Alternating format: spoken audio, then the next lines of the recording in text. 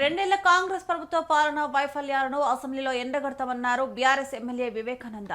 పాలమూరు రంగారెడ్డి ఎత్తిపోతల పథకంపై ప్రభుత్వ నిర్లక్ష్యాన్ని ప్రశ్నిస్తామన్నారు. 6 గ్యారంటీలు 420 హామీలపై ప్రభుత్వ దాటివేత ధోరణిని ప్రశ్నిస్తామన్నారు. గురుకులాల నిర్వహణను, విద్యార్థుల మరణాలను ప్రస్తావిస్తామన్నారు.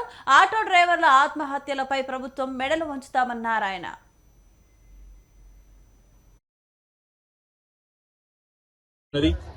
ముఖ్యంగా పాలమూరు రంగారెడ్డి ప్రాజెక్ట్ ఏదైతే ఉన్నదో కేసీఆర్ గారి హయాంలో దాదాపు 90% పనులు పూర్తి చేసినాం.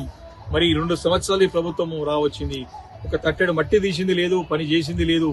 ఎందుకు ఈ యొక్క 2 సంవత్సరాలలో మరి పనులు 10% పనులు పూర్తి చేయడంలో ప్రభుత్వం ఎందుకు విఫలమైందో మేము నిలదీయబోతా ఉన్నాం.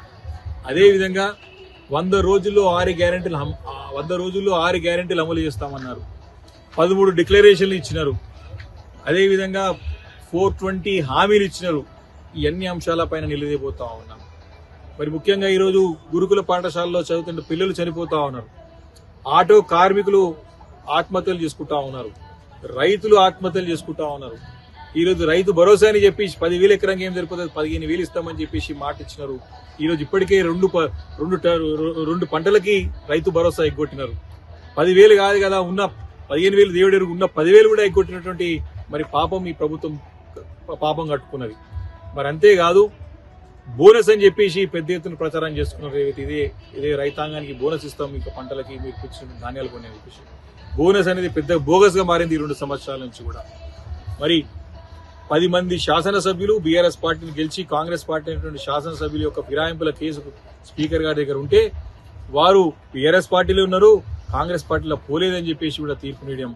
అదే ఎమ్మెల్యేలు మేము బాహాటంగా ఓపెన్ గా మేము కాంగ్రెస్ పార్టీలో చేరనమని చెప్పి తిరుగుతా ఉన్నారు. తప్పకుండా ఈ అంశాన్ని పట్ల కూడా ప్రభుత్వం నిలదీయబోతా ఉన్నాం. మరి 42% బీసీలకు రిజర్వేషన్ అని చెప్పేసి 6 నెలల్లో రిజర్వేషన్స్ తీసుకొస్తామని చెప్పినారు. ఎన్నో పెద్ద ఎత్తున హామీలు ఇచ్చినారు. ఆ అంశాన్ని కూడా లేవనెత్తబోతా ఉన్నాం. ఈరోజు 4,000 మంది సర్పంచులు బీఆర్ఎస్ పార్టీ నుంచి గెలిస్తే ఈ కాంగ్రెస్ పార్టీ ప్రభుత్వంలో పెద్దలు ఏ యొక్క బీఆర్ఎస్ పార్టీ సర్పంచులు మా గడప దొక్కడు ₹1 నయా పైసా ఏమని చెప్పేసి కూడా వారిని ఇబ్బంది పెట్టేటువంటి ప్రయత్నం చేస్తూ ఉన్నారు. తప్పకుండా ఇలాంటి అంశాలను చర్చకు రావాల్సిన అవసరం ఉన్నది. ఎంపీటీసీ జెడ్పీటీసీ ఎలక్షన్స్ ఎప్పుడు పెడతాడో అనే క్లారిటీ లేదు. అదేవిధంగా ఇంత పెద్ద గ్రేట్ హైదరాబాద్ విశాలమైనటువంటి కార్పొరేషన్ లో 22 మున్సిపాలిటీలను ఇలాంటి చర్చ లేకుండా ఆర్డినెన్స్ ద్వారా తీసుకొచ్చి 22 మున్సిపాలిటీలని ఆదాయం కోసం, సొంత ధనార్జన కోసం తప్పుడు దోవలో అశాస్త్రీయ పద్ధతిలో విలీనం చేయడం కూడా ఖచ్చితంగా ప్రభుత్వాన్ని ఎండగట్టబోతున్నాం. కాబట్టి ఏదో తూతూ మంత్రంగా ఒక రోజు పెట్టేసి 2 రోజులు పెట్టేసి చేతులు చూసుకుంటే సరిపోదు. ప్రభుత్వం తప్పకుండా అన్ని అంశాలపైన స్పష్టత చేయాల్సిన అవసరం ఉన్నది. అన్ని అంశాలకు సమానం చెప్పాల్సిన అవసరం ఉన్నది. తప్పకుండా మీ 10 సంవత్సరాల పాలనపైన ఇలాంటి సమాధానం అడిగినా, ఇలాంటి అంశాలు ఎవరెత్తినా మేము సమాధానం చెప్పడానికి సిద్ధంగా ఉన్నాం. కానీ మాకు గొంతులకే విధంగా మైకులు కట్ చేసి మరి ప్రభావితం చేసి చేస్తామంటే మాత్రం ఊరుకునే ప్రసక్తే లేదని చెప్పి సందర్భంగా మనవి చేసుకుంటూ, డెఫినెట్ గా మొన్న మా కేసీఆర్ గారికి పెట్టిన ప్రెస్ మీట్ కే తట్టుకోలేక దడరలాడిపోయి ఉనికిపోయి మరి ఏ రకంగా మాట్లాడినారో ఫస్ట్ స్టేషన్ లో చూసిన ముఖ్యమంత్రి గారు, వారి మంత్రులందరూ కూడా. తప్పకుండా అలాంటిది ఏమీ కాదు. ఖచ్చితంగా ఈ అసెంబ్లీ సమావేశాల్లో అన్నిటి సమానం రాబట్టే వరకు కూడా పోరాటం